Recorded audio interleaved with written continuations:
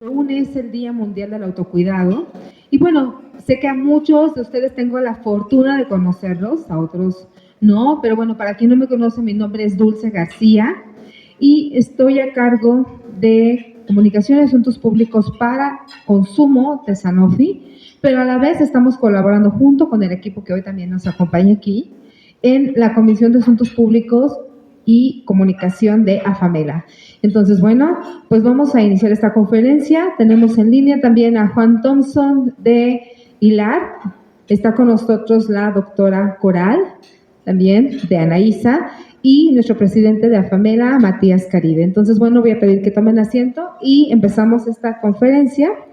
Voy a permitirme presentar en primer lugar hoy a Matías Caride. Y bueno, Matías Caride es ahorita director general también de la unidad de consumo de Sanofi. Y Matías ha liderado también y está liderando desde este año la asociación, en este caso está liderando FAMELA. Y él tiene una gran experiencia en temas de mercadotecnia. Su enfoque ha estado en la salud, mucho en temas de consumo, y destaca por promover proyectos que mejoran la calidad, la innovación y la sostenibilidad de la industria. Bajo su liderazgo, AFAMELA ha fortalecido su posición como líder en el sector y estamos fortaleciendo su posición como líder en el sector.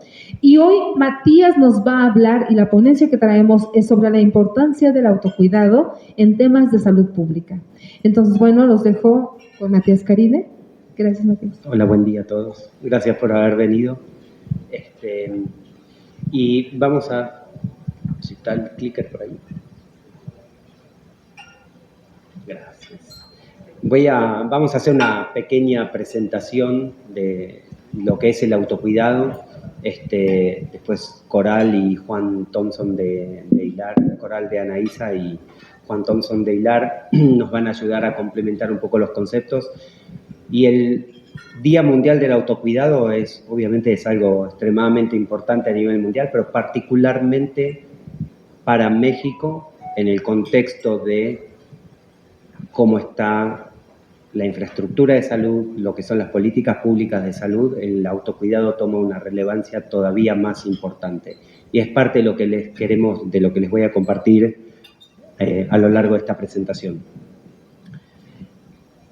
Entonces, el primer tema es, entre todos, definir claramente lo que es el autocuidado. Normalmente se comete el error de confundir el autocuidado con la automedicación y son dos cosas completamente diferentes. De hecho, el autocuidado es un mecanismo para prevenir la automedicación. Pero la definición real del autocuidado es básicamente la capacidad de las personas, familias y comunidades para promover y mantener la salud, así como prevenir y hacer frente a enfermedades y discapacidades con o sin el apoyo de un profesional de la salud.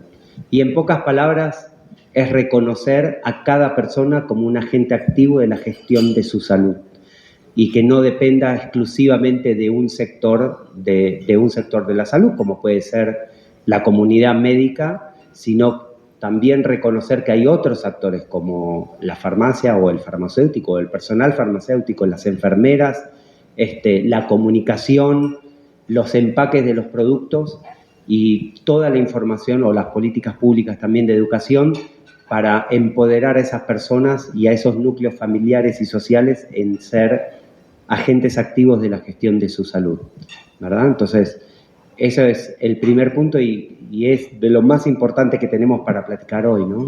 Queremos empoderar a la gente para que pueda tomar esas decisiones de salud de manera correcta. Y entre otras cosas, como vamos a ver más adelante, evitar o minimizar el riesgo de la automedicación. El autocuidado es una de las estrategias que tiene la Organización Mundial de la Salud para sistematizar el acceso a la salud y mejorar la salud. Ahora, hay otra organización de la cual la FAMELA es miembro, al igual que ILAR, que es la International Self-Care Federation, que también adhiere a varios de los principios de la Organización Mundial de la Salud, y ahora los vamos a ver, pero dentro de la Organización Internacional de Autocuidado, el autocuidado se define con 7 pilares estratégicos de trabajo, que son el conocimiento y alfabetización en la salud. O sea, no podemos pretender que las comunidades y las personas tomen decisiones sobre su salud o decisiones correctas si no están bien informados y educados. El uso responsable de productos y servicios de salud, de la misma manera, acá conectando con minimizar cualquier riesgo de automedicación o de uso indebido de cualquier medicamento o de cualquier suplemento alimentario para el caso, o de tomar decisiones que pongan en riesgo la salud por el consumo indebido de productos. La actividad física, obviamente, como uno de los pilares clave para mantener un estilo de vida saludable.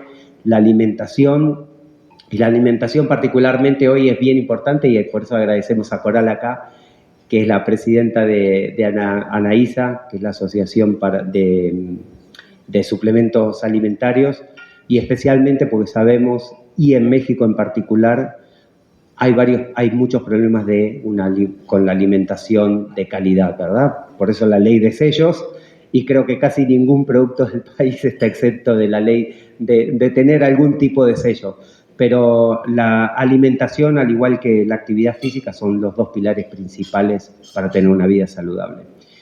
El quinto, que es evitar riesgos sanitarios, o sea, no exponerse indebidamente, tomar las precauciones, ya sea utilizar una mascarilla, el lavado de manos, la higiene dental. Hay varias prácticas que nos ayudan a minimizar los riesgos. La buena higiene en general y, por último, el bienestar mental. Creo que en esta época ya está más que científicamente comprobado algo que dijo Aristóteles hace miles de años, que es cuerpo sano en mente sana, ¿verdad? Entonces, la salud mental hoy se vuelve también uno de los 7 pilares para asegurar de tener un estilo de vida saludable. Y estos son los pilares sobre los cuales el autocuidado está basado. Todos estos son elementos donde se espera que las personas y el núcleo familiar tome una actitud proactiva para estar bien en estos 7 pilares, para tener la educación necesaria, la información necesaria y el acceso a productos y servicios que van a hacer del autocuidado una práctica para mejorar la salud. Y claramente el autocuidado no distingue ni de raza, ni de nivel socioeconómico, ni de ubicación. Y por eso son los 7 pilares para todo el mundo. Ahora, como verán, la Organización Mundial de la Salud tiene sus 6 áreas de intervención para ejecutar el autocuidado, y van a ver que no son diferentes. La verdad es que como instituciones internacionales, y mismo aquí en México, como profesamos en AFAMELA, son básicamente en la misma dirección, ¿verdad? Tener acceso a la rehabilitación y cuidados paliativos, la promoción integral de la salud a través de políticas públicas, la búsqueda de atención médica y que esté disponible. Y de hecho, ustedes saben, México es uno de los poquísimos países en el mundo que tiene algo que lo hace único en cuanto a accesibilidad a la salud, que es permitir que haya personal médico en las farmacias y descentralizar el acceso a la salud, porque la salud centralizada no es inclusiva. Entonces, el acceso y búsqueda de atención médica es una de las áreas donde en México podemos estar muy satisfechos de cómo está, sobre todo sabiendo que más del 70% de la población mexicana reconoce a la farmacia como un centro de salud y confía en la información que recibe a través de un centro, de una farmacia. El consumo responsable de productos de medicinas de libre acceso, de venta libre, o OTC, como se denomina en inglés, que es parte de lo que nosotros dentro de AFAMELA tenemos como uno de los pilares. ¿Por qué? Porque el acceso y la disponibilidad de medicinas de libre acceso facilita el acceso a tener una mejor salud, pero además tiene un impacto enorme en lo que es el presupuesto de salud de un país, que es algo de lo que vamos a ver hacia adelante, que es uno, como ustedes bien saben, miembros de la prensa, es un tema que ha sido bastante profundo en estos últimos 6 años sobre cómo se ha gestionado la salud y el presupuesto de salud. La quinta intervención es el control de enfermedades y la sexta es la prevención de enfermedades. O sea, asegurarnos no solamente que esté la información y la educación, sino que también esté la infraestructura para poder controlar esas enfermedades. Y me remito al cliché del COVID, pero el COVID fue el mejor ejemplo de por qué los países y las poblaciones tienen que estar preparadas para este tipo de situaciones, ¿no? Y ahora ya entrando en temas un poquito más mexicanos, que es para lo que trabajamos en Afamela y en Anaísa, es el COVID realmente nos replanteó qué es lo que pasó, por qué es importante el autocuidado. Y acá les dejo 3 datos que son claves de una serie de estudios que se hicieron en Latinoamérica, entre ellos México, pero básicamente el 90% de la población mexicana piensa que ya están previniendo enfermedades. Y la realidad es que no es así. Es una falsa percepción. Y eso está ligado a lo que es la estrategia de salud de un país, pero también a la educación y al acceso y a la gestión de esos 7 pilares que les mencioné antes. El 50% de la población dice tener conocimiento para cuidarse sin un médico, que es parte del trabajo importantísimo que hacemos como asociaciones, desarrollando esos 7 pilares o las 6 intervenciones que recomienda la Organización Mundial de la Salud, ¿no? Y 50% parece ser un número alto, pero la realidad es que es un número bajo.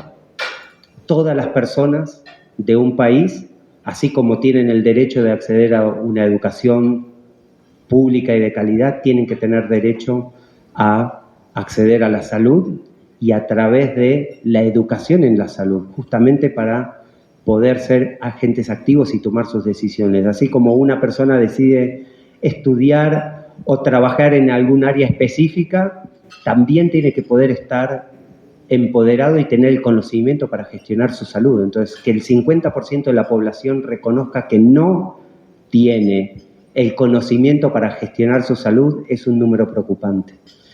Y el último punto es que el 95% de las personas desean más información para mejorar el cuidado de su salud. Es decir, el 50% que reconoce tener educación e información no le parece suficiente. Y el otro 50% dice que directamente no la tiene. Y solamente les dejo para reflexión un caso. Si ustedes ven un empaque de una medicina de libre acceso, un analgésico, un jarabe para la tos, dígame quién es capaz de leer el marbete que está en el empaque. Esa es la falta de educación, porque el marbete es lo que nos empodera como consumidores a tomar una buena decisión de cómo consumir ese producto.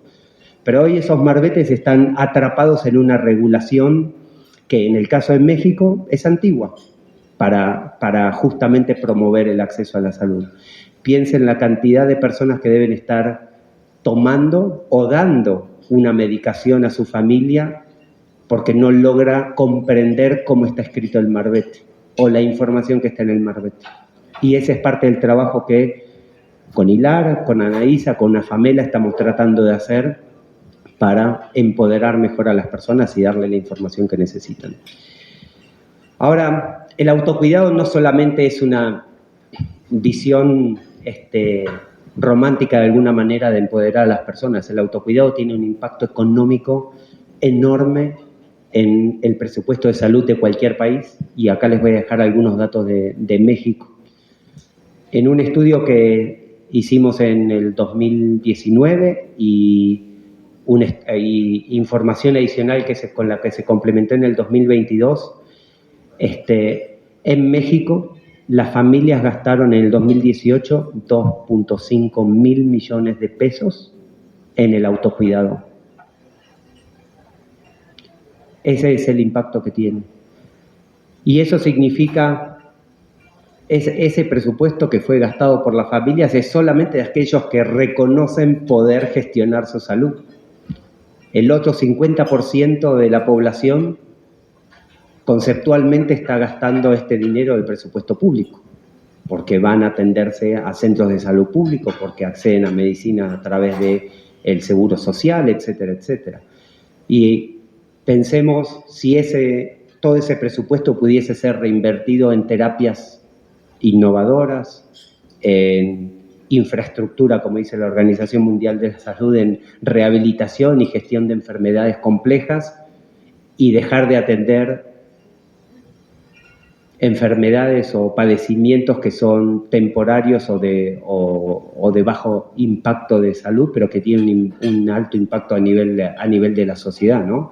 Cualquier persona que tiene una diarrea, un dolor de cabeza, un niño o una niña que tiene una tos, genera ausentismo laboral porque alguien de la familia se tiene que quedar a cuidarlo o llevarlo al médico, ausentismo escolar. Entonces, dejar de depender o depender menos de toda una infraestructura de acceso a la salud y empoderar a la gente con la educación nos hace tener un impacto económico enorme en la sociedad. Bajar el ausentismo escolar, bajar el ausentismo laboral, ahorrar y dejar de comprar analgésicos para que el plan de salud del gobierno se ocupe de las enfermedades que realmente tienen riesgo de vida, por ejemplo, o estar mejor preparados para una pandemia. Entonces, a partir de ahí ya se empiezan a desprender otros conceptos, como prevenir el uso inadecuado de medicamentos. Ese es uno de los pilares, como vieron, tanto de la Organización Internacional del Autocuidado, de AFAMELA, de ANAISA, pero también de la Organización Mundial de la Salud. Nosotros, como representantes de las organizaciones comerciales, no es que estamos tratando de que haya un acceso irrestricto a medicinas, todo lo contrario, todo lo contrario. Lo que sí queremos es que esté la educación, esté la comunicación y estén las políticas públicas para mejorar esa educación, para acceder y tomar mejores decisiones. Ahora les voy a hacer una pregunta bien provocativa. ¿Cuántos de ustedes han estado en una farmacia y se compró un antibiótico sin receta? Está prohibido. Está prohibido. Y eso es una mala decisión de tu salud. Se automedicaron, tomaron una decisión sin la intervención de un médico y pusieron en riesgo su salud o la salud de su familia en ese caso. Entonces, este es otro de los ejemplos de cómo la gestión del autocuidado nos ayuda a hacer que la salud sea más accesible y que sea de calidad. Uno tiene que saber que no puede automedicarse. Entonces, ¿qué es lo que proponemos desde AFAMELA, como la Asociación Mexicana de Fabricantes de Medicamentos de Libre Acceso? Y es con lo que tratamos de trabajar junto a las autoridades, es en lo primero el etiquetado amigable. Y vuelvo al ejemplo que les dije, etiquetados que puedan ayudar a la persona a tomar la decisión correcta de cuál es la dosis, cuándo, para quién, y que nadie diga, es un paracetamol y se lo puedo dar a cualquier persona. No, no es así. Lo mismo con un lenguaje claro. Necesitamos movernos de un lenguaje totalmente médico e incomprensible para el consumidor a un lenguaje que ayude a las personas con cualquier nivel socioeconómico, cualquier nivel de educación, a poder comprender cómo utilizar ese producto, cuál es el beneficio, cuál es el momento. Lo mismo con la publicidad. Hoy nosotros en AFAMELA, y gracias a un acuerdo con la COFEPRIS, AFAMELA es el órgano rector de la publicidad en lo que es medicamentos de libre acceso, y tenemos un órgano de ética y somos los que evaluamos y gestionamos para que la publicidad sea clara, sea justa, que sea educativa y que no infrinja principios éticos, ¿no? Y ahí reconocemos el trabajo que ha hecho la COFEPRIS con nosotros, porque fue empoderar a una asociación para en conjunto trabajar para mejorar la educación, el acceso, etcétera, etcétera.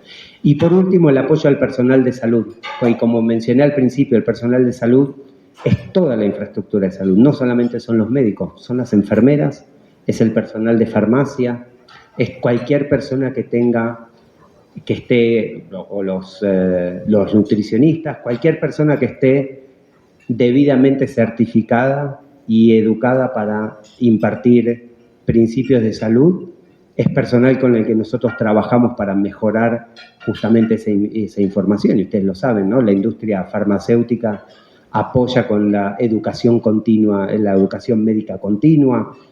Todas las compañías y las asociaciones hacen foros, eventos para seguir desarrollando la educación, porque la educación no solamente es en el consumidor, es también en toda la infraestructura de salud. Y ya yendo y cerrando, estoy pasado de tiempo, pero bueno, a mí me gusta hablar y sobre todo me gusta hablar de los temas que me gustan. Las recomendaciones sobre el autocuidado, porque más allá de lo que ustedes nos van a ayudar a amplificar a través de este evento, con las notas y con todo el trabajo periodístico que hacen, también es algo importante para ustedes, porque ustedes son gestores de su salud y deberían estar empoderados para gestar su salud. Entonces, lo primero, de nuevo, empoderamiento individual. El empoderamiento individual empieza con la información y el trabajo que hacemos nosotros para identificar productos irregulares, que también saben que es un tema en nuestro país, es un tema duro. El trabajo con los profesionales de la salud, porque necesitamos que los profesionales de la salud reconozcan la importancia del autocuidado en cuanto a reconocer a las personas y empoderarlos, pero también el impacto económico que tiene promover el autocuidado, como ya les comenté, fortalecer al farmacéutico y en México especialmente, ¿no? La farmacia es reconocida por la población mexicana como un centro de salud. Casi el 70% de las farmacias de México tienen un médico general, ¿no? Entonces, es un centro de salud. Pero el personal de farmacia al final también es la persona que determina el acceso a la medicina que la persona quiere comprar, ¿no? La realidad es que son muy pocas las farmacias en México donde uno puede ir al anaquel y elegir el producto, pero siempre hay algún personal que nos va a ayudar. Entonces, ese personal hay que educarlo. Las políticas públicas, creo que ya lo mencionamos, pero lo más importante de las políticas públicas es tener los datos y tener el acceso a la información para después desarrollar los planes de educación en salud. Y el acceso el acceso seguro a los productos, que es lograr tener un trabajo serio de combate a los productos irregulares. No voy a decir nada que nadie no sepa, pero cuando uno hace una denuncia de un producto irregular, hasta que la COFEPRISA genera la alerta, el producto ya desapareció. Y eso es un trabajo que tiene que hacer la política pública. Y finalmente la disponibilidad, que en este punto México está súper avanzado con respecto a gran parte del mundo, ¿no? Hoy México reconoce que las medicinas del autocuidado tienen un impacto en la salud y por eso somos uno de los pocos países donde se puede acceder a los productos de libre acceso en prácticamente cualquier punto de venta del país. Eso hace que uno no dependa de una farmacia que está tal vez a 10 kilómetros de su casa porque uno vive en un poblado, sino que pueda ir a la tiendita de abarrotes de la esquina y conseguir ese analgésico. Yo por lo menos por experiencia personal, que viví en varios países del mundo, pero particularmente en el último, que es en Italia, donde solo se venden medicinas en farmacias. ¿Y qué creen? Traten de conseguir una farmacia abierta cerca de su casa un domingo en la noche cuando sus hijos tienen fiebre o una diarrea. No existen. No existe el e-commerce. Y eso limita enormemente el empoderamiento de la gente. Entonces, también hay que reconocer que en México tenemos una serie de cosas donde nos reconocemos muy avanzados y otros elementos donde no.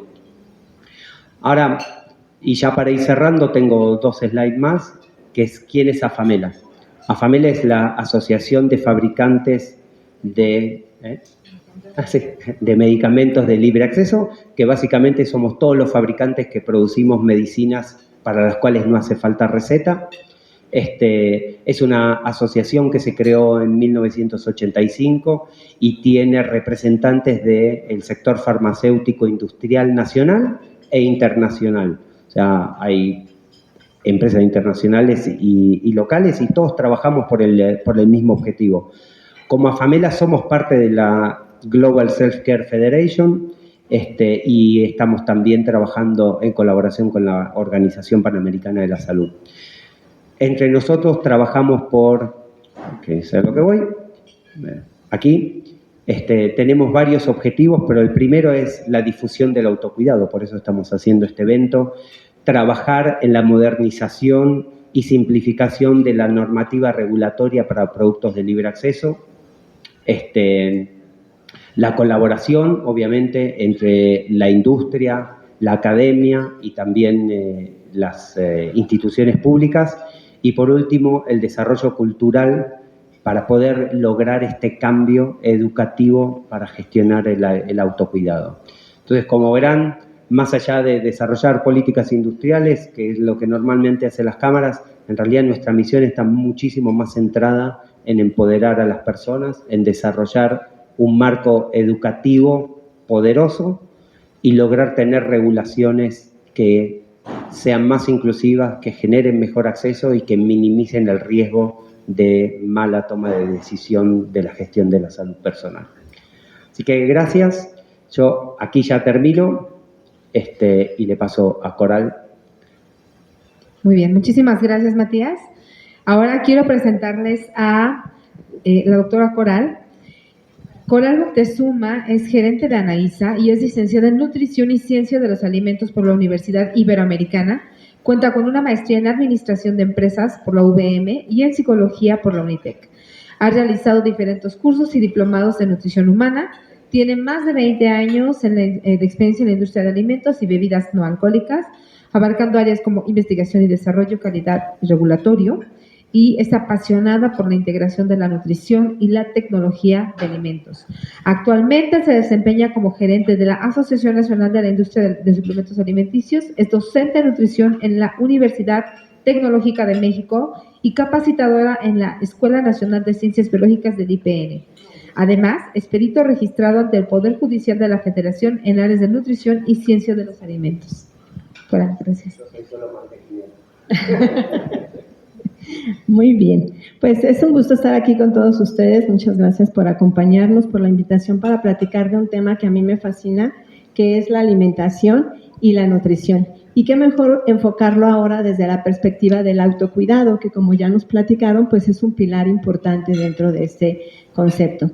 Antes de iniciar, me gustaría comentarles que ANAISA agrupa a los principales representantes de la industria de suplementos alimenticios en México, con 24 empresas asociadas, representan el 72% de las ventas anuales de estos productos, de una categoría que vale 59,000 millones de pesos y que tiene perspectivas de crecimiento muy interesantes para los próximos 5 años. Y muy bien, las industrias de suplemento alimenticio es una industria seria, formal, bien cimentada, que está enfocada y preocupada por colaborar con la buena nutrición de México. Les platico que en el 2019 hicimos un estudio de consumidores para identificar pues cuáles eran los hábitos de consumo de suplementos alimenticios en ese entonces. Y encontramos que 15 millones de personas en el momento que estábamos haciendo el estudio consumían suplementos alimenticios. Después de 5 años, la preocupación por el consumo la preocupación por la salud se ha venido incrementando cada vez más. Y además, a raíz del COVID, que también, como dices, es un cliché, pero la verdad es que marcó un antes y un después, las personas quieren mantenerse sanas, quieren prolongar ese estado de salud y buscan diferentes herramientas para ello. Dentro de esto, pues está una adecuada alimentación, pero sabemos que la alimentación al final del día nos va a dar la nutrición. Y es aquí donde los suplementos alimenticios pueden contribuir de manera interesante para poder tener una buena nutrición que nos lleve a un adecuado estado de salud. Ahora, hablar de autocuidado, como ya vimos, son muchos pilares. Desde ANAISA nosotros lo abordamos desde la nutrición, desde esa alimentación que todos debemos de estar teniendo para poder obtener aquellos elementos que necesita nuestro cuerpo para poder mantenerse con un estado de salud adecuado. Sin embargo, existen bastantes limitantes para poder llevar a cabo ese objetivo. Nada más pensando en estilos de vida, bueno, todos vivimos a las carreras, hoy tuvieron aquí un evento, corrimos, afortunadamente nos invitaron al desayuno, pero si no, la verdad es que vas resolviendo el problema de la alimentación en el camino. Y no tenemos tiempo, bueno, ya no digamos para planear la comida de la semana, para decidir en qué vamos a comer en la tarde y pues lo que vamos apareciendo, en donde vamos estando, resolvemos esta situación. Y es aquí en donde la población pues empieza a preocuparse, empieza a estar interesada por su nutrición. Sabemos que si queremos una buena salud, necesitamos consumir aquellos nutrimentos que requiere nuestro organismo. Y los suplementos alimenticios son fuentes concentradas de esos nutrimentos que requiere nuestro cuerpo y a través de los cuales podemos obtener aquello que nosotros necesitamos. Sin embargo, bueno, no podemos tapar el sol con un dedo. Sabemos que resolver el problema de nutrición de la población en México requiere de la contribución, de la colaboración, pues de muchísimos otros sectores que puedan proporcionar o sumarse a una estrategia de autocuidado. Hablamos de gobierno, hablamos del sector salud, hablamos por supuesto del sector privado, cuya colaboración o cuyo trabajo en conjunto nos podrá ayudar a fomentar estrategias de autocuidado para la población. Pero no es todo, no acaba aquí la historia. También necesitamos un consumidor informado, como ya nos estaba platicando Martín. Necesitamos que la gente sepa lo que necesita y cómo poderlo adquirir. Y para eso, pues necesitamos tener una comunicación clara de qué son los productos, qué es lo que contienen y para qué funcionan y cómo pueden estos contribuir a mantener un adecuado estado de nutrición, que es el tema que yo vengo a hablar y pues que al final del día va a impactar en la salud en diferentes niveles. Anaísa busca sumarse, busca colaborar con todos esos actores claves del autocuidado para ser un socio estratégico y pues poder fomentar buenos hábitos de alimentación, buenos hábitos de nutrición y bueno, en general buenos hábitos del cuidado de nuestra salud. Les cuento que también en el 2023, apenas en el último trimestre del año pasado, hicimos un estudio de mercado para entender muchas cosas, para entender mucho de lo que aquí les estoy compartiendo, pero también queríamos entender en dónde iban las personas a adquirir suplementos alimenticios. Y fue una gran sorpresa encontrar que las farmacias representan el 44% de las ventas de estos productos. Está ligado mucho pues a la expansión de las cadenas que van abriendo cada vez más sucursales, pero también a una oferta cada vez más enfocada en lo que es salud y bienestar. Cada vez tienen más productos enfocados a estos temas de autocuidado. En segundo lugar, bueno, pues tenemos la venta directa, casi con un 43%, que también es un canal importante para adquirir suplementos alimenticios, pues seguido de otras plataformas como e-commerce, tiendas especializadas o bueno, supermercados que también están teniendo cada vez una mayor penetración de la venta de estos productos. En este estudio también dividimos a las categorías de suplementos alimenticios en tres. La primera de ellas fue deporte. Y bueno, creo que aquí sobra decir, ¿no?, que los consumidores de productos deportivos pues son aquellos que hacen mucho ejercicio, que tienen demandas incrementadas interesantes pues por toda la actividad física que realizan. El siguiente de las categorías que nosotros analizamos fue la de bienestar. Y es esa necesidad que tenemos pues de encontrar un equilibrio, de ya no vivir a las prisas, de podernos centrar entre estrés y tener momentos tranquilos, entre comer algo que me guste, algo que a lo mejor no sea muy nutritivo, pero que me satisfaga otras emociones, otras necesidades, y pues también poder obtener alimentos que sean como con muchos nutrimentos, y bueno, en general esa parte de bienestar para encontrar el equilibrio. Y la última pues fue el tema de salud. que a raíz del COVID, bueno, fue un tema que nos interesó cada vez más, pero no abordado desde curar una enfermedad, sino no, al contrario, de prevenir, de poder tener una alimentación saludable, una adecuada nutrición que pueda tener efectos nutricionales y fisiológicos favorables para mi salud y prolongar ese estado. Y por supuesto, pues llegar a una vejez con la mayor integridad posible. Bueno, pues cabe destacar que desde Anaísa buscamos, como ya les decía, colaborar con estas prácticas del autocuidado a través de una adecuada alimentación y cuando esto no sea posible, saber que tenemos en los suplementos alimenticios un aliado que puede contribuir a aquellos nutrimentos que nos hacen falta en nuestro organismo. Pues para finalizar, solamente quisiera reiterar que estos suplementos son productos que contienen nutrientes que son de libre venta y que están enfocados pues para el cuidado de nuestra nutrición y por consiguiente de nuestra salud. Ya nada más para finalizar, pues tenía una última lámina, me parece que es un poquito pues cómo vemos este tema de la suplementación en el cuidado de nuestra salud, ¿no? Es una conciencia de ser saludable que implica alimentación, ejercicio, descanso y suplementación. Pues sabemos que los alimentos son la principal vía de estos nutrimentos, pero cuando no los tenemos, pues sabemos que contamos con estrategias como pueden ser los suplementos alimenticios.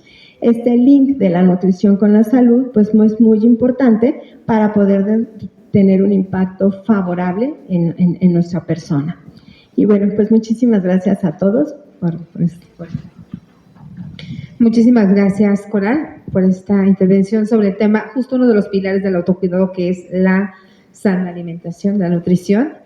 Ahora vamos a darle la bienvenida a Juan Thompson, quien está con nosotros de manera remota. ¿Ya lo tenemos en pantalla? Perfecto. Juan, bienvenido. Y quiero leer un poco de Juan, es el director general de ILAR. Juan Thompson, es el presidente ejecutivo de la Asociación Latinoamericana de Autocuidado Responsable y miembro del directorio de la Federación Global de Autocuidado. Con más de 12 años de experiencia en el sector de salud, ha liderado importantes asociaciones como ALANUR y AVIAP, contribuyendo significativamente a la promoción del autocuidado en América Latina y su integración en políticas públicas y regulaciones. También ha encabezado proyectos internacionales enfocados en promover la alfabetización en salud, mejorar el acceso e intervenciones de autocuidado y lograr el reconocimiento del autocuidado por parte de todos los actores del sistema de salud. Juan cuenta con un título en asuntos gubernamentales e internacionales de la Universidad Argentina de la empresa, un MBA en asuntos gubernamentales de la Fundación Getúlio Vargas de Brasil y un MSE en Desarrollo Sostenible de la University of Sussex en Inglaterra. Habla varios idiomas, incluyendo portugués, español e inglés. Y bueno, muchísimas gracias, Juan. Te dejo la palabra. Muchísimas gracias, Dulce. Muy buenos días a todos. ¿Me escuchan bien? ¿Sí?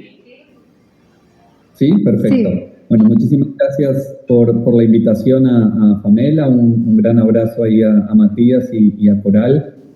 Grandes profesionales y excelentes colaboradores para el desarrollo del autocuidado ahí en México, así que un fuerte abrazo y bueno, muchísimas gracias por esta oportunidad. Como decía Dulce, yo represento a ILAR, la Asociación Latinoamericana de Autocuidado Responsable, y hoy quería traerles algunas informaciones y algunos datos sobre cómo está el tema de autocuidado en América Latina, y me gustaría empezar brevemente explicando un poco sobre nuestro trabajo como ILAR. Para quien no conoce a la organización, nosotros somos una organización no gubernamental cuyo principal objetivo es el desarrollo del autocuidado en América Latina y para eso nos enfocamos en tres pilares fundamentales. El primero que tiene que ver con la educación, entonces de qué manera podemos fortalecer y ampliar ese conocimiento que existe hoy por el autocuidado de los diferentes actores, tanto consumidores de productos de autocuidado, individuos, profesionales de la salud, tomadores de decisiones, etcétera. Entonces, ahí tenemos un trabajo muy importante en poder fortalecer esa educación, garantizar que todos entiendan qué es el autocuidado, cómo se aplica, cómo se desarrolla y cuál es el impacto que tiene para nuestra sociedad, ¿no? Como bien lo establecía Matías al comienzo. Otro de los puntos principales es el de la investigación. Entonces, como asociación, ustedes ya vieron ahí algunos datos. Uno de los focos es poder desarrollar investigaciones, datos sobre cómo es el estado del autocuidado, cuál es su impacto, cómo las personas entienden el autocuidado y esas prácticas que realizan en el día a día para mejorar los resultados en salud. Y finalmente, un objetivo más orientado a políticas públicas y regulación, garantizando que el autocuidado como concepto, como estrategia, esté incluido en las políticas públicas de salud en América Latina, que esté conectado con las regulaciones que de alguna manera influencian el acceso de las personas a las intervenciones de autocuidado, a los productos de autocuidado, y cómo podemos ir mejorando esto en nuestra región para garantizar que las personas van a tener las opciones que necesitan, ¿no?, para poder tomar decisiones sobre su propia salud. Adicionalmente, somos una ONG reconocida con el estatus ECOSOC de las Naciones Unidas, y también somos miembros de la Federación Global de Autocuidado, que es nuestra organización global que se encuentra en Ginebra y está en relaciones oficiales con la Organización Mundial de la Salud. Y bueno, tanto Matías como Coral comentaron un poco sobre qué es el autocuidado, entonces no me voy a detener mucho aquí, pero quería básicamente traer una reflexión, ¿no? Cuando hablamos un poco del autocuidado y de la estrategia, el autocuidado en el contexto de la salud pública, en el contexto del acceso universal a la salud, a mí siempre me gusta visualizarlo como la base de la pirámide de salud, ¿no? Entonces, entendiendo esta definición del autocuidado, como decíamos, a partir de la capacidad que puedan tener las personas de tomar decisiones sobre su propia salud y cómo esto impacta e influencia a la comunidad, sin lugar a dudas, la práctica del autocuidado es la base de esta pirámide de salud, ¿no? Y de alguna manera influencia, ¿no?, cómo vamos a transitar nuestra relación con el resto de las etapas en el sistema de salud, desde la atención primaria de la salud, que está más enfocada, como todos ustedes saben, en la prevención, o hasta otras etapas, ¿no?, del proceso que van a la atención secundaria, terciaria, ¿no?, dependiendo de la complejidad y la gravedad de determinados eventos y cuestiones de salud. Pero también quería que reflexionemos un poco sobre el tema de la práctica del autocuidado, ¿no? Ven aquí este dato de la Organización Mundial de la Salud que nos dice que aproximadamente las personas en promedio pasan menos de 1 hora al año con un profesional de la salud y más de 8.700 horas practicando el autocuidado. Y el autocuidado, creo que ahí todos van a estar de acuerdo, no es algo nuevo, ¿no? Es algo que viene inherente a nuestra humanidad, ¿no? Es nuestra responsabilidad y nuestra actividad para mantenernos saludables, para mantenernos vivos y para de alguna manera también brindar cuidado al resto de nuestra comunidad. Entonces, depende mucho de nosotros como individuos, depende mucho de la comunidad en la que nos encontramos esta práctica del autocuidado y obviamente los impactos que tiene para el resto. Y también cuando pensamos en este concepto de autocuidado, ¿no?, y en todo lo que incluye, me gusta traer este concepto del autocuidado como un continuo, ¿no? No nos podemos enfocar solamente que el autocuidado es o hábitos saludables o prevenir o el cuidado que tiene, por ejemplo, una persona con una enfermedad crónica no transmisible, y tampoco enfocarnos solamente en los pacientes, porque una persona saludable también puede practicar el autocuidado, como decía, por ejemplo, Coral, una persona saludable puede de alguna manera utilizar suplementos alimenticios para garantizar ciertas cuestiones de un hábito saludable y de mejorar sus resultados en salud. Entonces, este continuo que va desde nuestra responsabilidad individual en tener hábitos saludables, ¿no? Y en la práctica eso puede ser, por ejemplo, como decíamos, una alimentación balanceada, actividad física, el cuidado de nuestra salud oral, que es tan importante, vacunación y otras actividades también preventivas, hasta pasando por condiciones, las condiciones menores de autogestión, ¿no? Son aquellos síntomas y condiciones que podemos tratar nosotros de manera individual sin necesidad de un profesional de la salud y en la que generalmente utilizamos o medicamentos de venta libre o otros productos de autocuidado, ¿no? Y pasando por las condiciones crónicas, condiciones más graves, ¿no? En donde sí eso va pasando ya a la necesidad de contar con el apoyo de un profesional de la salud, sea en una etapa tal vez más temprana, en donde tal vez consultamos al farmacéutico de donde vivimos, que nos oriente, por ejemplo, en qué debemos utilizar para tratar un síntoma leve, hasta, obviamente, una consulta con un médico para una condición más grave. Entonces, en este espectro que tenemos aquí del continuo de autocuidado, son varias las actividades, son varias las cuestiones que podemos considerar. Y como también establecía Matías al comienzo, los productos de autocuidado de alguna manera están contemplados en este concepto de las intervenciones de autocuidado, y la Organización Mundial de la Salud ya cuenta con guías específicas sobre intervenciones de autocuidado. Estas guías buscan de alguna manera brindarnos escenarios en donde podemos pensar cómo el autocuidado puede resolver determinadas situaciones, determinados desafíos del sistema de salud. Y básicamente las intervenciones de autocuidado son esas herramientas que utilizamos para poder de alguna manera resolver esas cuestiones que van desde, como decíamos, productos o medicamentos de venta sin receta, incluye también, por ejemplo, la utilización de dispositivos para hacer autodiagnóstico o autotest, que lo vimos, por ejemplo, tan claro nuevamente con el tema de la pandemia, en donde se podía utilizar determinados autotest para saber si estábamos con COVID o no. Y bueno, una cantidad de elementos y productos y servicios que nos ayudan a transitar ese proceso, ya sea, como decíamos, desde una perspectiva más de hábito saludable, de prevención o de autogestión de determinadas condiciones. Y aquí ven la cantidad de ejemplos que tenemos también, que van desde, por ejemplo, suplementos alimenticios multivitamínicos hasta aplicativos de salud, dispositivos de diagnósticos, bebidas rehidratantes, medicamentos antihistamínicos, conciliadores del sueño, una gran cantidad de intervenciones de autocuidado que nos ayudan, obviamente, en nuestro día a día. Y quería un poco también traer algunos datos sobre, cuando hablamos de autocuidado, cuál es el impacto que el autocuidado tiene desde el punto de vista económico y social para nuestros países. Y aquí creo que Matías comentaba en su presentación también algunos de estos datos, pero la Federación Global de Autocuidado en el año 2022 realizó un estudio en colaboración con la Organización Mundial de la Salud, en su plan de colaboración, sobre el impacto económico y social del autocuidado. Y aquí ustedes pueden ver datos específicos para América Latina, ¿no? En donde podemos observar cómo el autocuidado impacta positivamente, no solo el bienestar social de las personas, porque de alguna manera el estar más saludables, el tener mejores resultados de salud, nos brinda más tiempo para dedicarnos a cosas que no son necesariamente cuidar de determinados síntomas o durante el periodo en que estamos enfermos. Ese tiempo, como pueden ver aquí, es bienestar, es algo que se traduce en bienestar, que puede tener también un valor económico, pero también un valor en tiempo, ¿no? Que podemos utilizar para hacer otras actividades.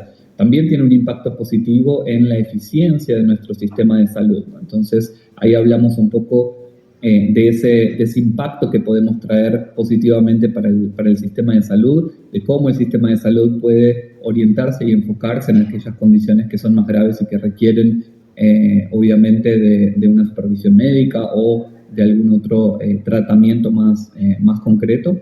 Y finalmente, cómo eso impacta a nuestra economía, ¿no? Desde el punto de vista de productividad. Personas saludables pueden reducir ahí el ausentismo laboral, pueden utilizar esas horas para otro tipo de actividades que sin lugar a dudas van a tener un impacto económico, ¿no? Y un punto importante que este estudio trae para todos nosotros es, además de mostrarnos, como pueden ver aquí en la primera fila, el ahorro actual, ¿no? Que por ejemplo de los beneficios económicos para el sistema de salud en América Latina estiman unos 7.2 mil millones de dólares, que es lo que el autocuidado hoy por hoy impacta positivamente a nuestros sistemas de salud. Es decir, que si mañana nos levantamos y nadie más practica el autocuidado, nuestros sistemas de salud en América Latina deberían contar con ese valor extra para hacer frente a todas las condiciones que hoy se tratan con autocuidado, ¿no?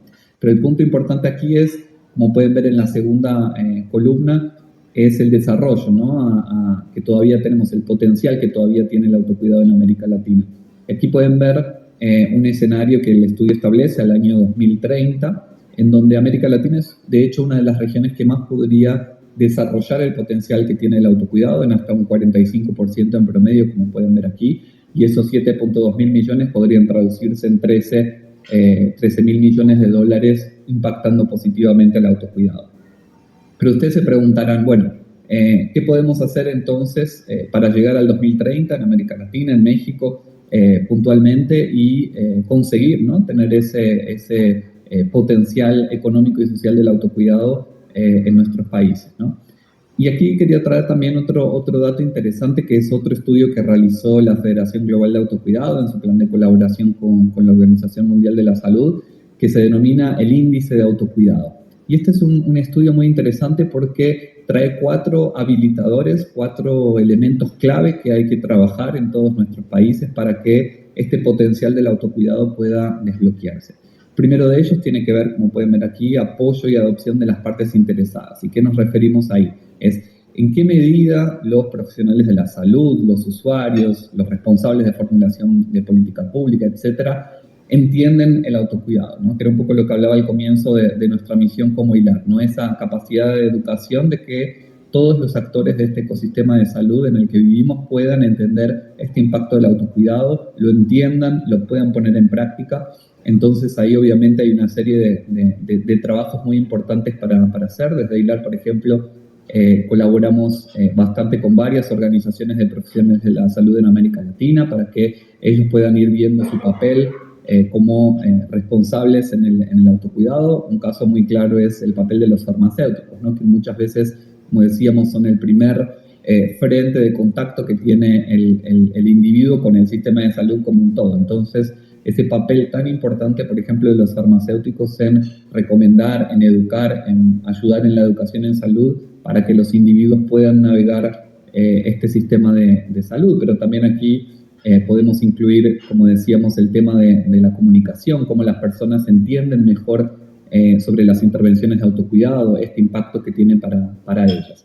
Y eso está muy relacionado con el segundo punto, que es el empoderamiento, ¿no? El empoderamiento del individuo a través de lo que generalmente denominamos alfabetización en salud. Este es un concepto muy importante porque, como mencionaba Matías en sus datos, en América Latina sabemos que la mayoría de las personas tiene por interés utilizar el autocuidado para obtener mejores resultados en la salud. Sin embargo, no todos se sienten con la confianza de poder tomar decisiones sobre su propia salud porque o no cuentan con la información necesaria o no entienden esa información necesaria. Entonces ahí obviamente hay un trabajo muy importante en poder apoyar el proceso de alfabetización de salud de los individuos en América Latina.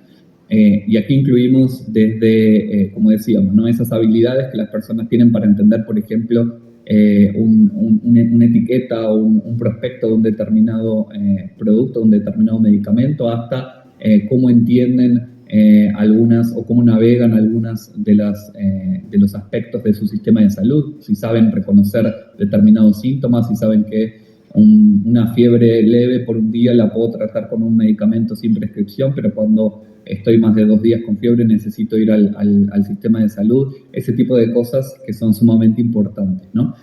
Por ejemplo, para traerles aquí una idea, la semana pasada Anvisa, que es la agencia regulatoria de Brasil, aprobó un piloto para la utilización de etiquetado digital en productos como medicamentos de venta libre. Y esto, sin lugar a dudas, es un gran avance, porque hoy por hoy, en el mundo en el que vivimos, en donde la tecnología juega un papel tan importante para todos nosotros, en donde la mayoría de la población tiene acceso a un teléfono celular, el poder tener esta herramienta digital para poder entender mejor, por ejemplo, el uso de ese producto o cuáles son los efectos adversos o si tiene algún tipo de interacción con algún otro producto que estoy tomando, es fundamental y es una herramienta clave para fortalecer esta alfabetización en salud, como decíamos.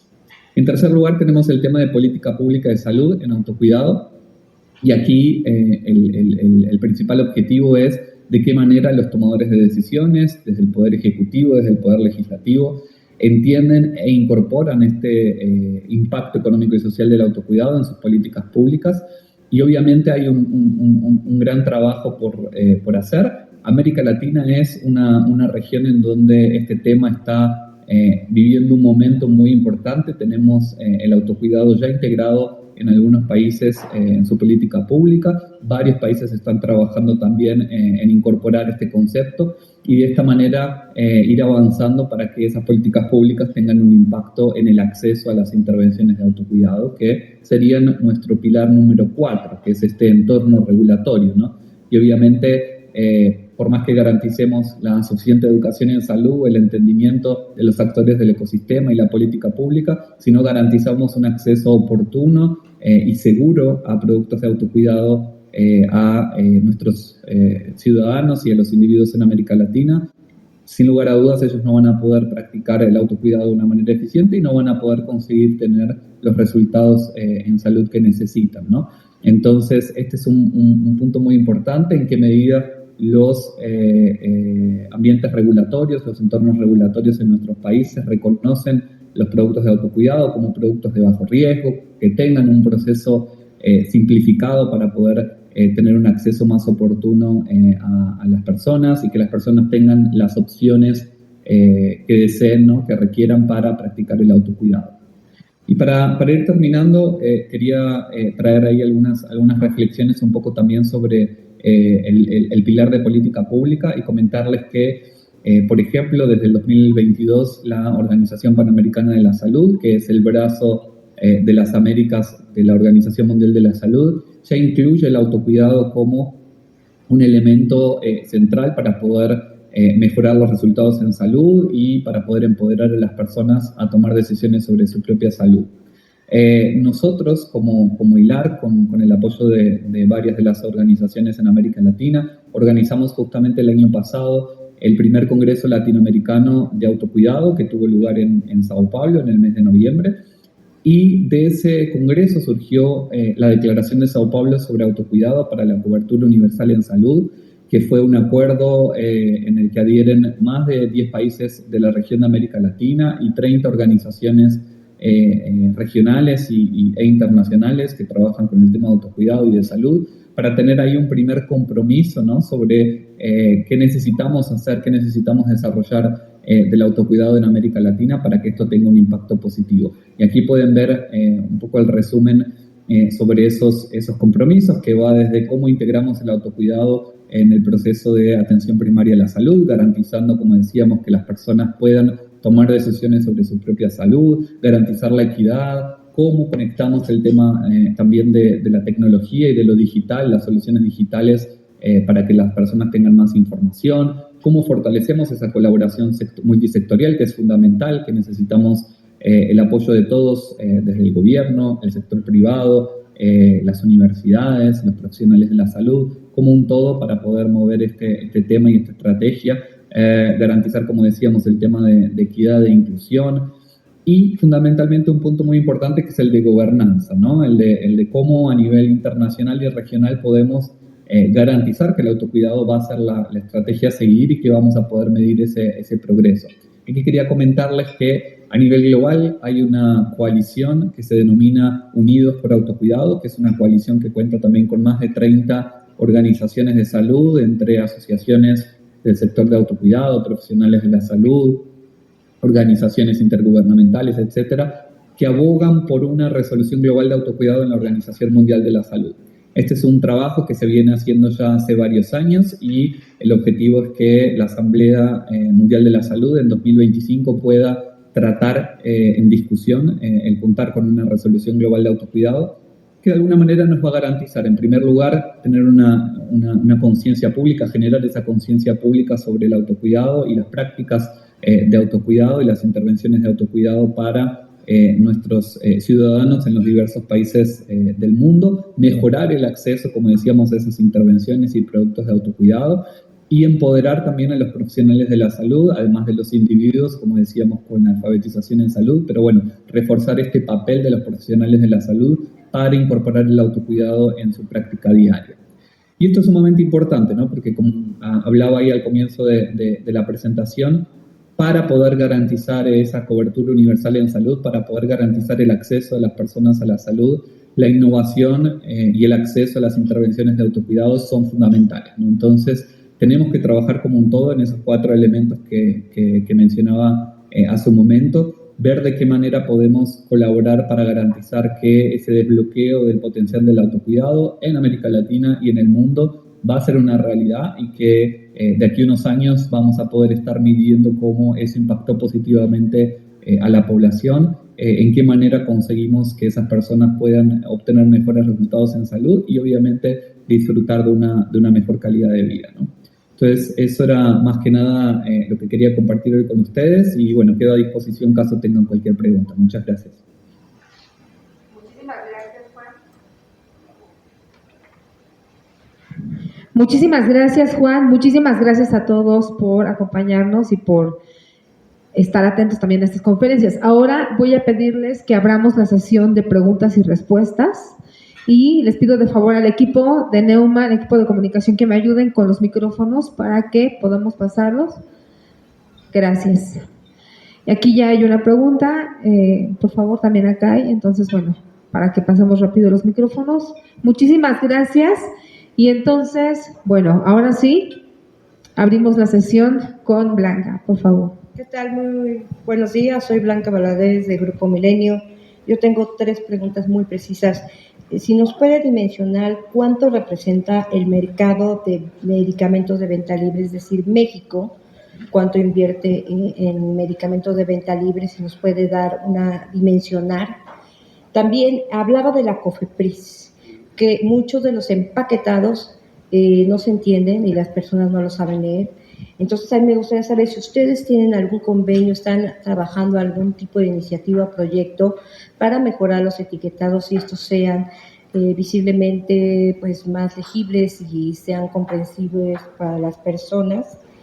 Y pues prácticamente sería eso. Y de autocuidado, ¿cómo definir autocuidado y no confundirlo con la automedicación? Ya entiendo que hay que ir al médico y todo eso, ¿no?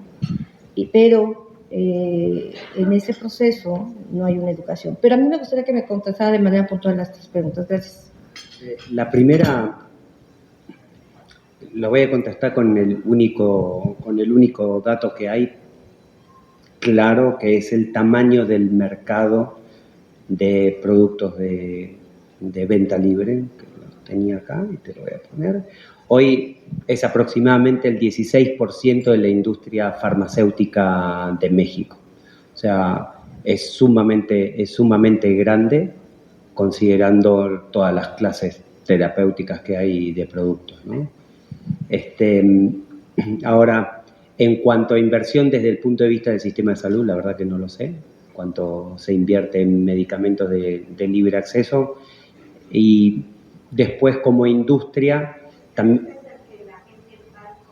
claro, el 16% es lo que la gente compra en cualquier centro de comercio. Y ahí tenemos en salud digestiva, hay probióticos, antiespasmódicos, en analgésicos, bueno, todos los analgésicos, un paracetamol, un ibuprofeno, remedios para la tos, no sé, sí, hay de todo, vitaminas, multivitamínicos, es bastante amplia, estaba ahí, después Blanca en una de las hojas que presentó Juan, ahí estaba todo el espectro, que si bien ese espectro es de los productos a nivel mundial que están catalogados como de venta libre, no es necesariamente en el caso de México, algunos son, otros no, pero esas son las categorías más grandes, principalmente analgésicos, salud digestiva y productos, lo que se denomina invernales, o sea, productos para la tos o fiebre. La segunda pregunta era sobre el COFEPRIS. Claro, nosotros como AFAMELA e incluso Anaísa también, me permito incluirlos en la respuesta coral, parte del trabajo, parte de la razón por la cual existe la asociación es trabajar con las entidades públicas para desarrollar, ajustar, modernizar el marco regulatorio. Y creo que el ejemplo de Juan, de que Anaísa es la COFEPRIS de Brasil, acaba de aprobar, perdón, Anvisa,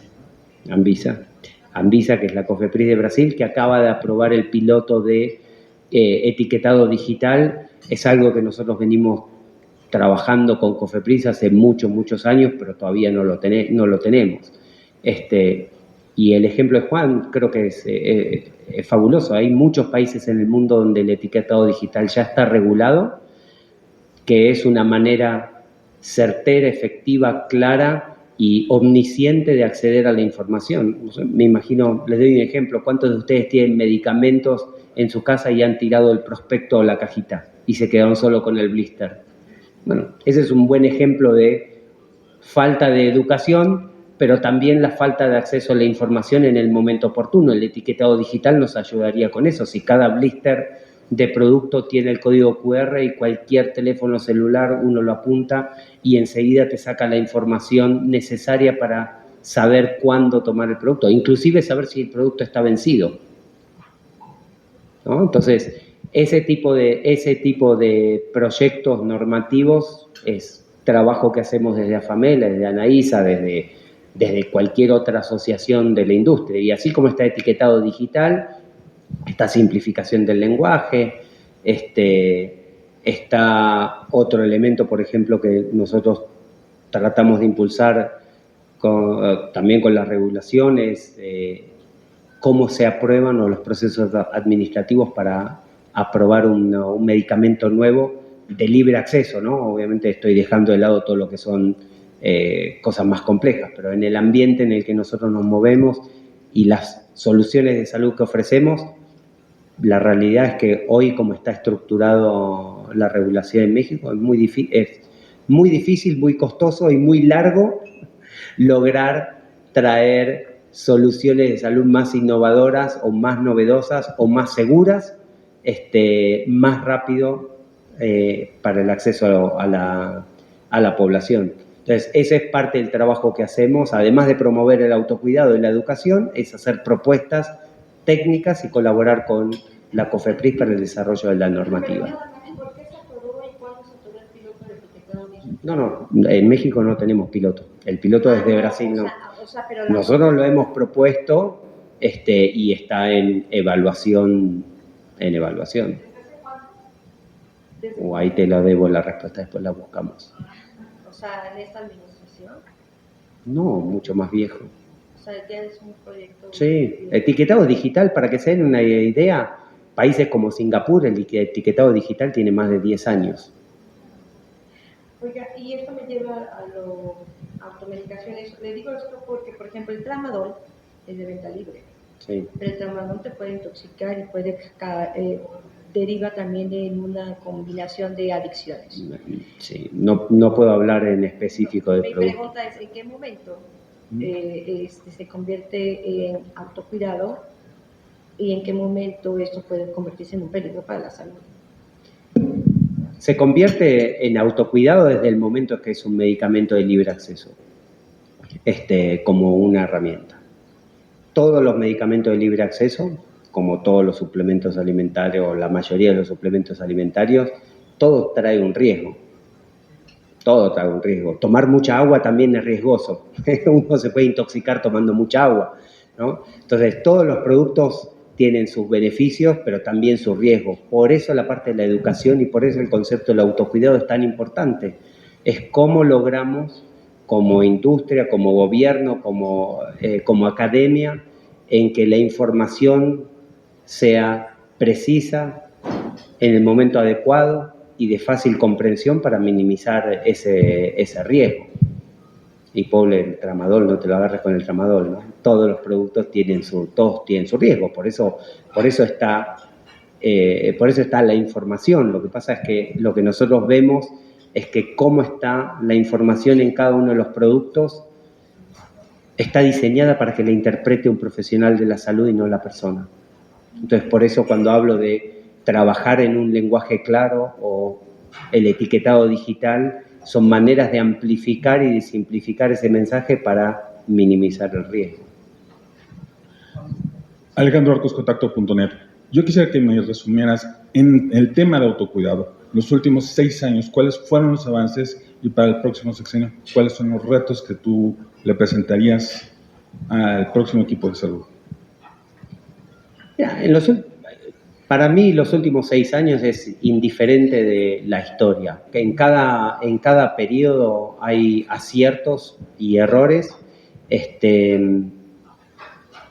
y creo que no me corresponde a mí hacer esa evaluación. No, sí, hay aciertos, claramente hay aciertos. De hecho, hay colaboración, algunas cosas tardan más, otras tardan menos, pero te doy un ejemplo de un acierto. Hace 3 meses en diputados se aprobó una modificación a la Ley General de Salud incorporando el concepto de autocuidado.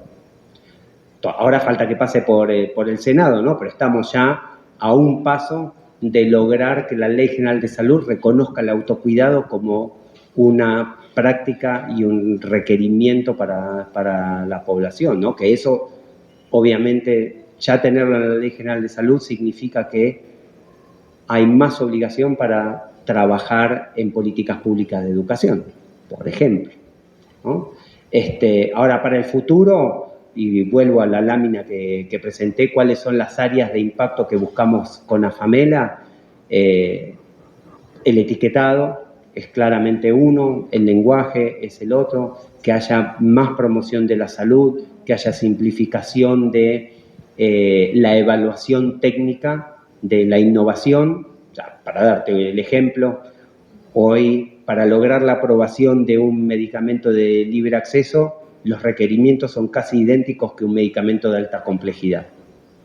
Y les recuerdo que los medicamentos de libre acceso son moléculas que normalmente tienen más de 20 o 30 años de existir, con lo cual, desde el punto de vista de farmacovigilancia, si estuviese la información, porque también ese es uno de los problemas, por eso ponemos en política pública que tiene que haber datos. Las moléculas que se utilizan en los medicamentos de libre acceso tienen tienen no menos de 25 años de ya existir, porque primero fueron una innovación, o sea, una terapia, después fueron un producto recetado y después se convirtió en un medicamento de libre acceso. Pero los requerimientos para lograr una aprobación como medicamento de libre acceso son los mismos que si fuese una terapia compleja, ¿no? Que obviamente... Y el proceso son unos 3-4 años. Ajá. Sí. O combinaciones. Hay mucho para trabajar en acceso a innovación también. Gracias. Y nosotros, de hecho, hemos trabajado propuestas técnicas que se comparten en este caso con la COFEPRIS, que después, obviamente, ellos son el órgano técnico que tiene que definir cuál es el proceso adecuado, ¿no? Nosotros, como industria, proponemos lo que vemos de buenas prácticas de otros lados, ayudamos en el trabajo comparativo de lo que son regulaciones de otras regiones, traemos propuestas, obviamente. De este lado tenemos preguntas. Gracias. Matías, buenos días a todos. Aida Ramírez del periódico Ovaciones. Me gustaría saber si en esta parte del etiquetado digital habría esta precisión. Ahorita que hablabas del ibuprofeno y el paracetamol, por ejemplo, el paracetamol es más dirigido hacia las personas con diabetes que el ibuprofeno, según tengo entendido. Entonces, por ejemplo, en ese etiquetado, ¿ustedes harían esa diferenciación? ¿Este producto es Sí. El etiquetado mejor digital, para personas con diabetes? El etiquetado digital nos permite amplificar Es enormemente la información que hoy no entra en una cajita, y ustedes lo ven. Las cajitas hoy, yo uso lentes, no puedo leer lo que dice, claro, porque no hay espacio para poner toda la información o la información de manera tal que pueda ser efectiva. Claro. Entonces, el etiquetado digital nos ayuda a eso, pero tiene otro impacto también. Piensen en un país como México, que hay más de 40 lenguas indígenas. Podríamos, en el etiquetado digital, podríamos tener la información en lenguas indígenas, que son mucho más relevantes para una gran parte de la población, que no tienen el uso frecuente o comprensión del español como está en los empaques. O la inclusión de fonética para la gente no vidente.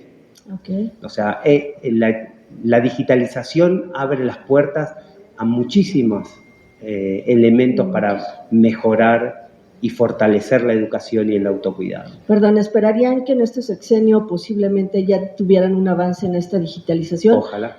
Y me gustaría preguntarle a Juan Thompson, con el sistema de salud que se tiene en México, que pues no llegó a ser el de Dinamarca como nos habían prometido, me gustaría saber si México podría llegar en los próximos 6 años a 45% de ahorro en los diferentes niveles que se mencionaba ahí en el slide.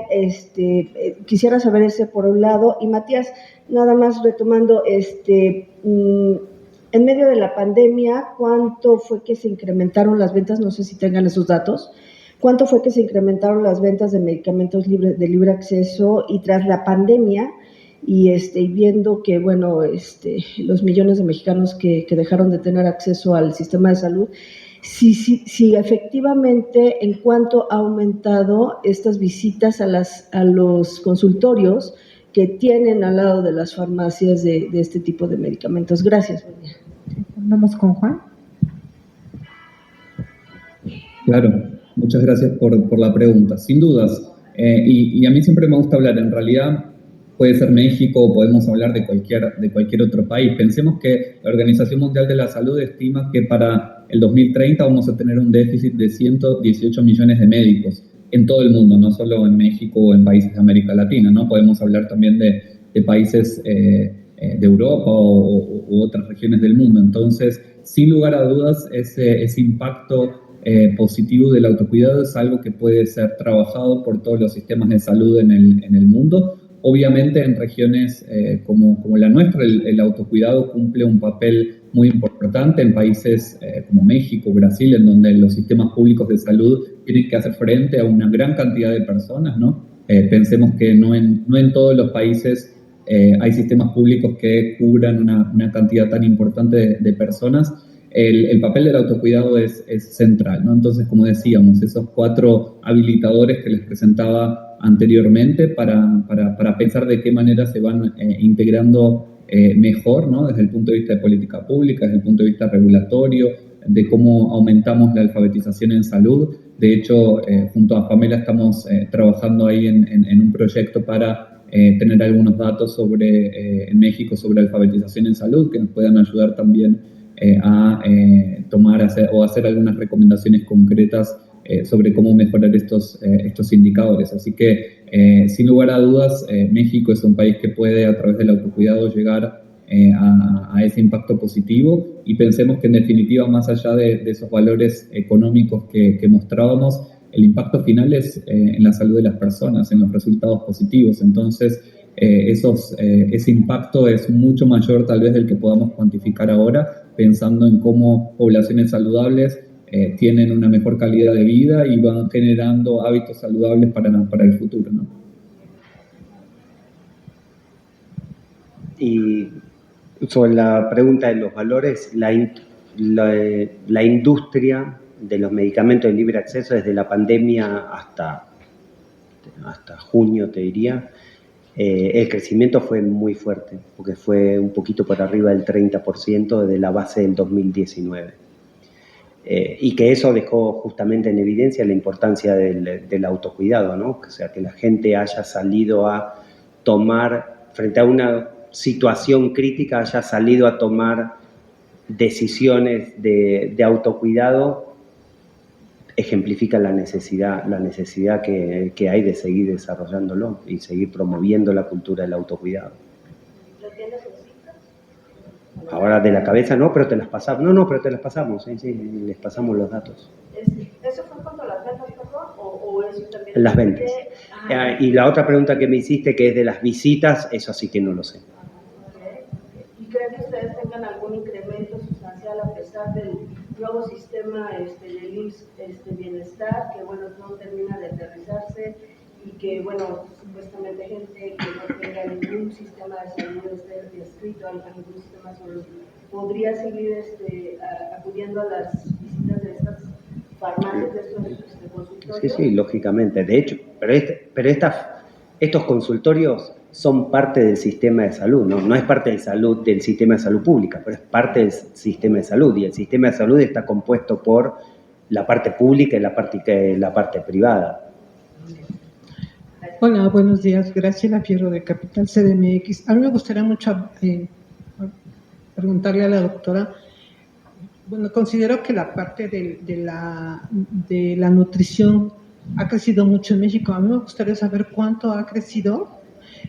Pienso que la gente cada vez sí está más en este tema del autocuidado y sobre todo, ¿qué es lo que más consumen productos alimenticios?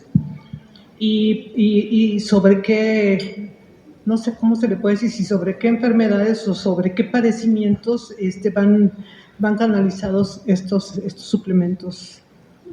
Ok, muchas gracias por la pregunta. Está bien interesante lo que dices, porque a raíz de la pandemia hubo un cambio en el chip de la manera en que nosotros percibimos el cuidado de nuestra salud.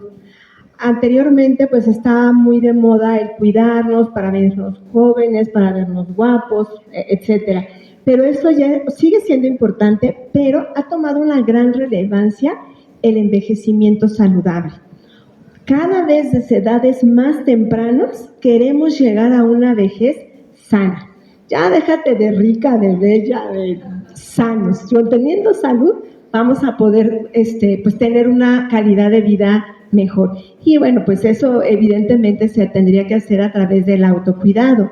Dentro de los nutrimentos que buscan las personas para poder mantener ese estado prolongado de salud, pues hablamos de probióticos, hablamos de omega 3, hablamos de antioxidantes, hablamos también de otros como podría ser el sistema inmune, ¿no?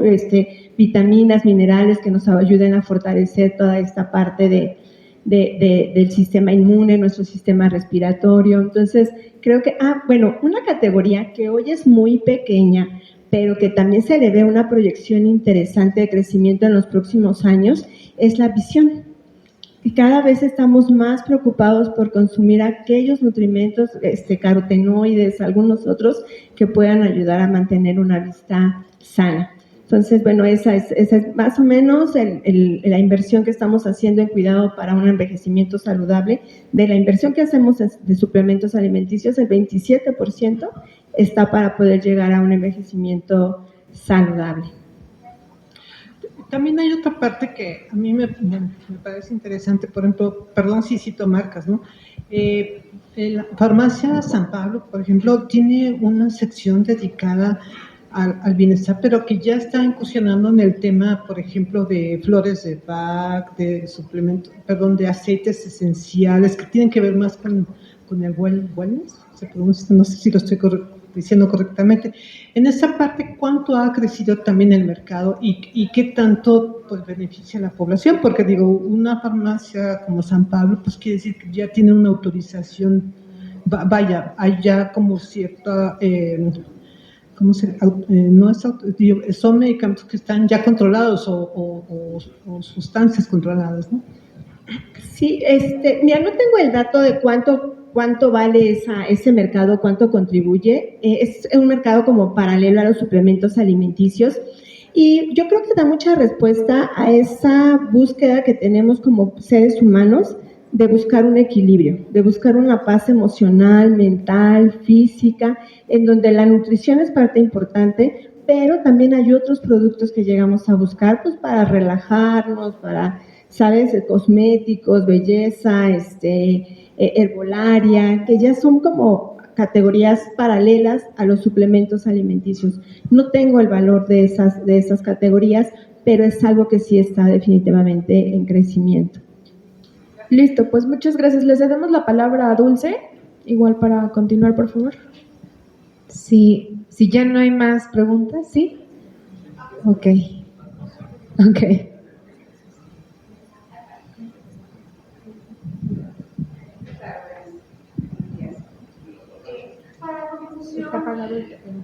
Está apagado el micrófono.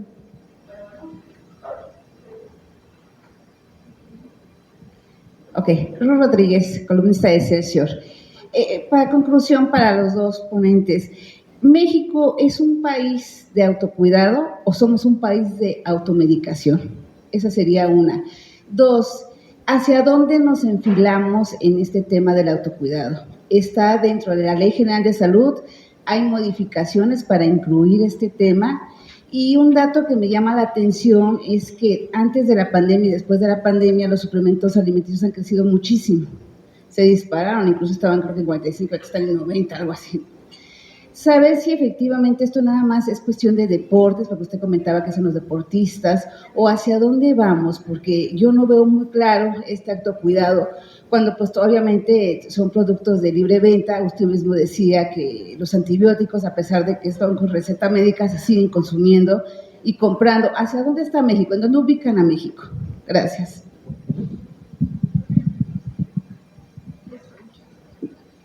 Para mí México está en las dos, porque como te decía, desde el aspecto regulatorio México tiene cosas muy avanzadas, pero por otro lado hay algunas deficiencias. Entonces, ¿es un país de autocuidado? Definitivamente, por eso con la pandemia los productos de libre acceso crecieron tanto, pero crecieron tanto porque están disponibles, porque están distribuidos, porque hay suficiente variedad, porque el sistema de salud los promueve de alguna manera. A diferencia de otros países donde es mucho más restrictivo el acceso y otros donde es más libre todavía.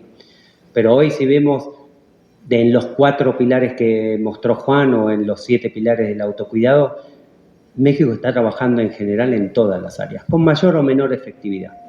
Que tenemos un problema con las medicinas en general, es claro. O sea, hay deficiencia en el sistema para mantener la receta y el rol de la receta. Y ustedes me dieron el ejemplo que ustedes han comprado antibióticos sin receta y no se puede. Y también sabemos que tenemos un problema de medicinas apócrifas. O sea, entre medicinas falsas, medicinas contaminadas, medicinas no aprobadas, y de hecho hemos visto, en este caso, hay bastantes alertas sanitarias que salen constantemente sobre el tema. Entonces, creo que es una dualidad, ¿no? Hay cosas que son muy, muy buenas y cosas que todavía hay que poner bajo control, que no es fácil, no es fácil. Y después sobre el tema de la Ley General de Salud, por ahora pasó por la Comisión de Salud el concepto de autocuidado, se incluyó, se votó a favor en diputados y ahora falta que esté aprobado en senadores y se reglamente, ¿no? Que esperemos que suceda ahora Y el alcance es reconocer el concepto de autocuidado con todo esto que estuvimos explicando hoy, que de alguna manera otorga un derecho a la población y una obligación en cuanto al diseño de políticas públicas, porque el hecho de que el concepto esté considerado con lo que eso significa, obviamente desde políticas públicas hay que trabajar en el desarrollo y promoción del autocuidado. Digamos, la Ley General de Salud no dice hay que hacer un trabajo específico sobre el autocuidado, pero lo reconoce. Y un poco yendo a lo que decía Coral, está reflejado en las necesidades de la población. O sea, no es por chance que la gente empieza a consumir más suplementos alimentarios. Es una necesidad. La gente reconoce, la población reconoce que tiene que mejorar su salud con una estrategia más holística, ¿no? Y poder tener acceso a los suplementos alimentarios o mismo las medicinas de libre acceso ayudan a generar para que la gente tenga más variables y más elementos para poder gestionar su salud. Listo, muchas gracias a todas y todos. No, aquí nos falta una respuesta de la doctora. Ok, perfecto. Gracias. Bueno, respecto a esto que dices, es bien interesante, es una necesidad percibida que tiene el consumidor de mejorar. En este caso, bueno, yo hablo de nutrición, no hablo de medicamentos, hablo de suplementos y recordemos que los suplementos están dentro del campo de la alimentación. Entonces, sí hay una percepción del consumidor en que necesita mejorar aquellos nutrimentos que está sumando a su dieta. Y aquí yo me gustaría señalar un poquito, regresándonos al principio de cuando empezamos esta sesión de preguntas y respuestas, es la importancia de que el consumidor esté bien capacitado sobre lo que es el autocuidado y sobre los productos que puede utilizar para esto. Y también es todos los alimentos, los suplementos, los medicamentos tienen instrucciones de uso, tienen dosis adecuadas. Entonces yo creo que mucha de la función que tenemos como asociaciones es fomentar esa capacitación, esa educación, esa concientización con el consumidor. En Anaísa los invito a que la visiten, es www.anaisa.mx. Pueden encontrar mucha información que nos habla sobre los ingredientes que podemos encontrar en los suplementos alimenticios, pero también nos habla de hábitos de uso y de momentos de consumo que podemos tener para esos suplementos alimenticios. Entonces, es el granito de arena, es lo que nosotros podemos hacer, aportar para poder capacitar y que el consumidor tenga un consumo responsable de suplementos, de alimentos incluso, y por supuesto de medicamentos de libre venta, ¿no? Juan, ¿quisieras agregar algo al respecto? Muchísimas gracias, Dulce. Creo que coincido plenamente ahí con Matías y Coral. Como hablábamos, el autocuidado es un continuo, ¿no? Entonces, dentro de esa estrategia y de ese continuo tenemos una diversidad de actividades que nos permiten mejorar los resultados en salud. Ese tema, ¿no?, que muchas veces hablamos sobre autocuidado, automedicación, autoprescripción, es muy importante que estemos atentos, obviamente, a esas categorías de productos, ¿no? Como decíamos, suplementos alimenticios bajo la categoría de alimentos, los medicamentos de venta libre, como bien explicaba Matías, generalmente son moléculas que llevan una gran cantidad de años y que han validado en varias agencias regulatorias del mundo seguridad y eficacia por una cantidad de años considerable. Entonces, obviamente son productos que son seguros para su consumo, siempre y cuando sigamos esas indicaciones. Y obviamente